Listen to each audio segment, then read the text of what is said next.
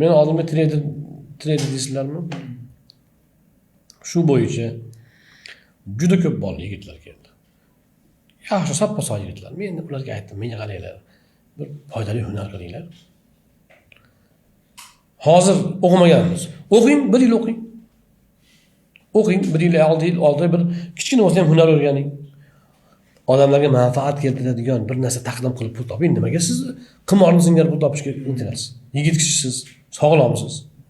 Kasal o'lganda ham mumkin emas o'zi aslida. Lekin jismonan sog'lom, quvvati bor, to'ppa-tuz yigitlar qimor bilan pul topishni g'amida yuribdi. Bu qimor so'rayotgan narsasi. Shuni o'rniga jamiyatga foyda keltirib pul topishni yo'lini qilsa bo'lmaydimi? Bitta savzi ko'tarib olib kelib solsa ham halol bo'ladi.